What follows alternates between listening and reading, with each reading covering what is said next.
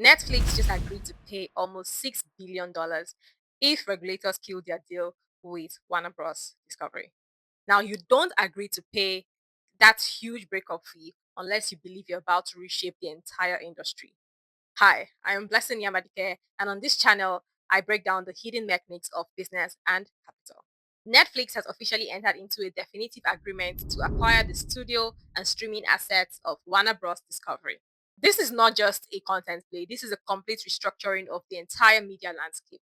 We're talking about everything from Lord of the Rings to Game of Thrones to the entire HBO moving under the Netflix umbrella. But we need to move past the movie posters. We now need to look into the deal structure, the massive Discovery Global spin-off that makes this possible, and the $5.8 billion gamble Netflix is taking against regulators. First, let's unpack the valuation. The headlines are screaming $82.7 billion, which is the enterprise value, but the amount being paid to Warner Bros. Discovery shareholders is actually 72 billion, which is the equity value. So the spread between both of them is actually the net debt. Here is where financial engineering actually comes in. Warner Bros. Actually has significantly much more debt than $10 billion. So how is Netflix only acquiring the company with such light debt load? So the deal is actually contingent on the separation. Before this deal completes in Q3 2026, Warner Bros. Intends to create a spin-off, which will be a publicly traded company called Discovery Global.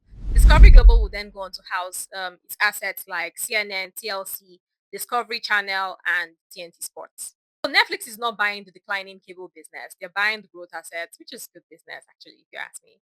So the bulk of the bad debt will most likely sit with the cable business, which will be in the spin-off Discovery Global.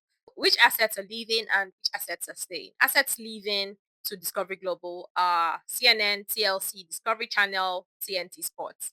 Assets staying with Netflix include the Warner Bros. Film and TV Studios, DC Universe, HBO, and HBO Max streaming platforms. However, Netflix will gain control of TNT Sports UK and Ireland, which broadcasts Premier League and Champions League football. So Warner Bros. Shareholders are going to retain their shares in Discovery Global after the spin-off, with analysts estimating that it's going to be worth around $3 per share. Let's talk about the biggest risk to this deal: regulation. Now, the thing is consolidating the number one streamer, Netflix, with the premium content of Warner Bros. Is going to create a media behemoth, and that screams antitrust scrutiny.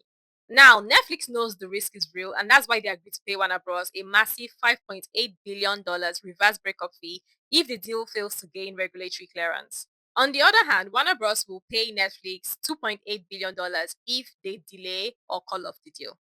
For context, that $5.8 billion reverse breakup fee is actually higher than the 2 to 3% of deal value often seen in M&A. Now, which other companies were involved in this bidding war? You have Comcast and you have Paramount. Comcast actually expressed interest in merging assets, while Paramount's bid was rejected by the Warner Bros. Board in favor of Netflix. There will most likely be a spread between Warner Bros. Share price and the $27.75 offer price. That spread represents regulatory risk. If investors think that Paramount and the Department of Justice can kill this deal, then Warner Bros. Is going to trade at a really steep discount. But keep your eye on the Department of Justice. This is far from over. This battle is now moving from the boardroom to the courtroom.